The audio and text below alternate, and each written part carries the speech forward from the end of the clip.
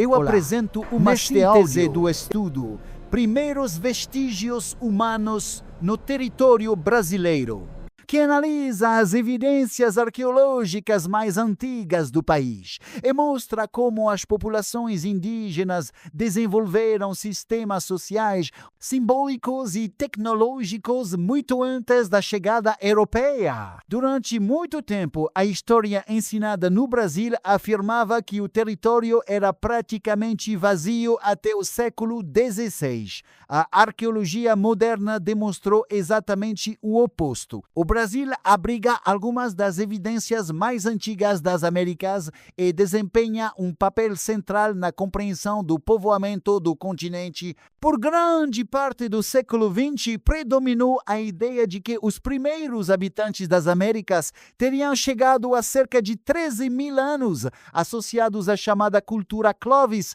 originada na América do Norte.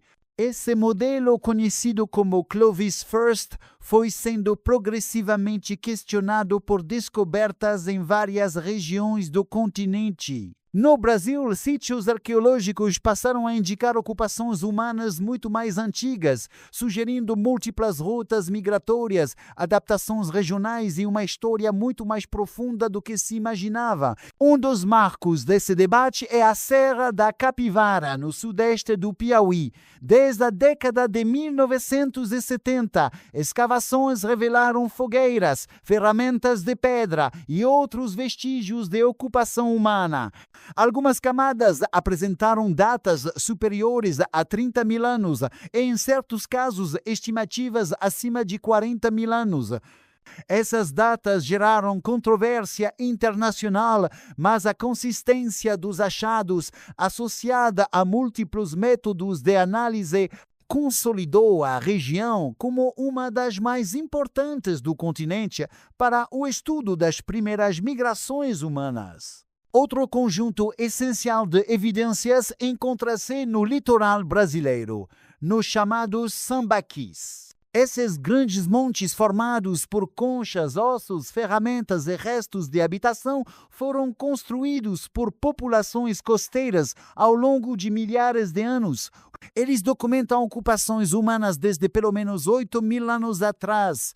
Os sambaquis não são apenas depósitos de lixo alimentar, são estruturas intencionais, frequentemente associadas a rituais funerários, organização social e uso sistemático dos recursos marinhos.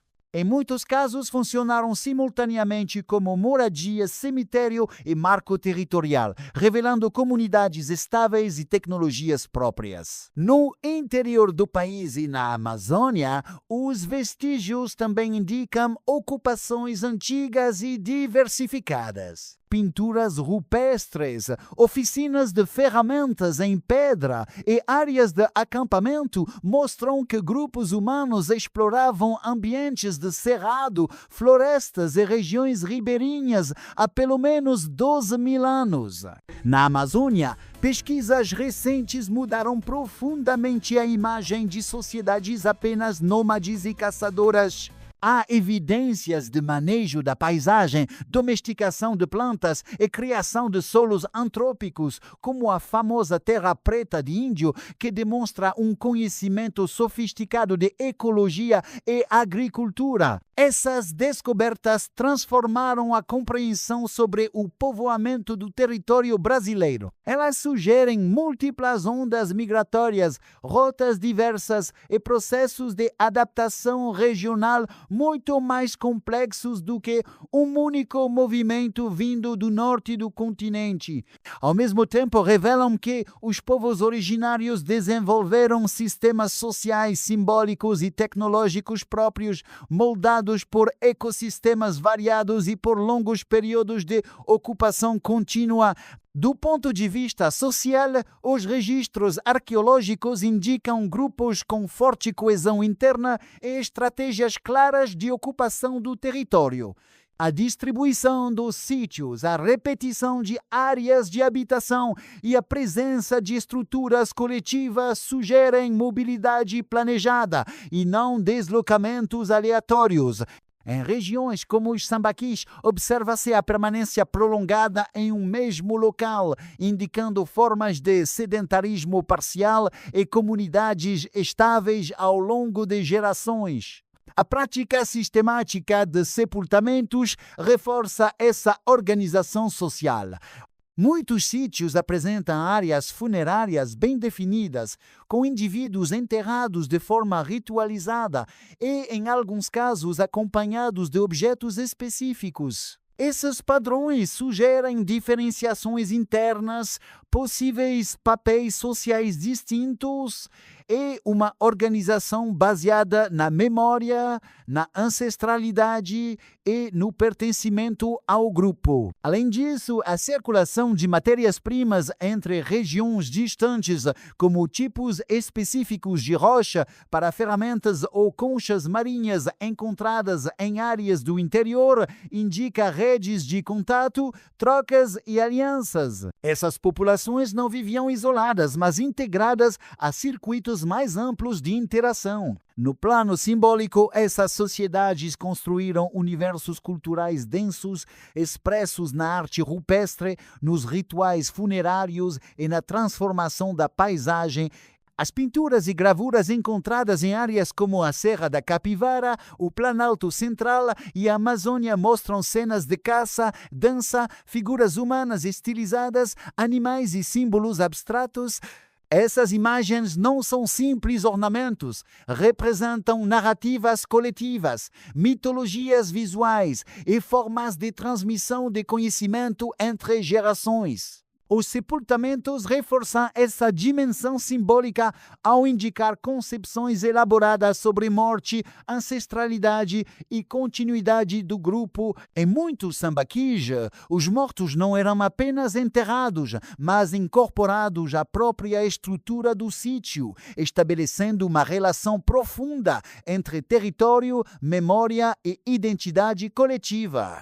Na Amazônia, a construção de aldeias organizadas, a presença de geoglifos e a criação de paisagens antrópicas mostram que o espaço não era apenas habitado, mas culturalmente moldado. O território tornava-se uma expressão material de cosmologias, histórias e vínculos sociais. Sob o aspecto tecnológico, essas populações desenvolveram soluções altamente eficientes para ambientes variados. A indústria lítica revela domínio de técnicas de lascamento, polimento e retoque, com ferramentas adaptadas a funções específicas, como corte, raspagem, perfuração e processamento de alimentos.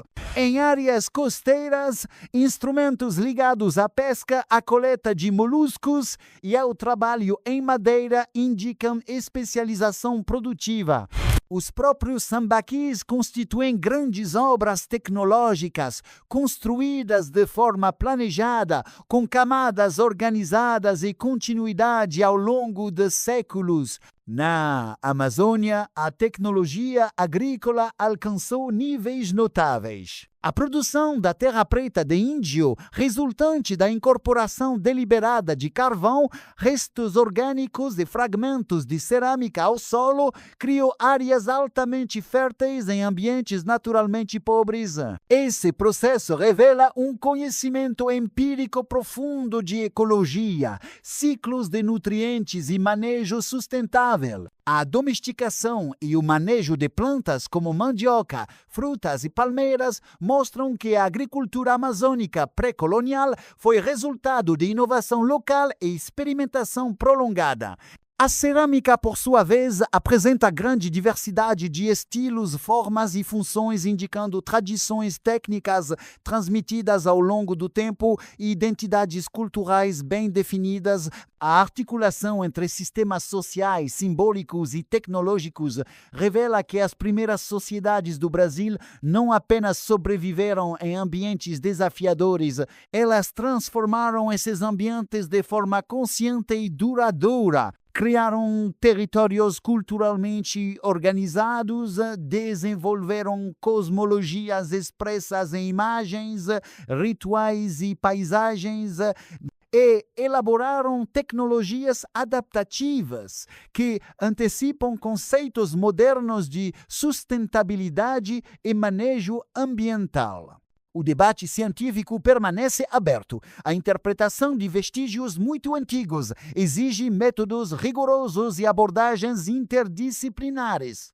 Tecnologias como LIDAR, sensoriamento remoto e análises de microvestígios ampliam rapidamente a capacidade de identificar sítios ocultos e reconstruir paisagens antigas, revelando uma densidade de ocupação antes impensável. Reconhecer os primeiros vestígios humanos no Brasil não é apenas uma questão acadêmica. Trata-se de enfrentar o apagamento histórico das populações indígenas e compreender que a formação do território brasileiro é resultado de dezenas de milhares de anos de presença humana, inovação cultural e interação com o ambiente. Cada novo sítio descoberto, cada datação revista e cada paisagem reinterpretada amplia nossa percepção de que o Brasil pré-colonial foi palco de uma história profunda, diversa e sofisticada,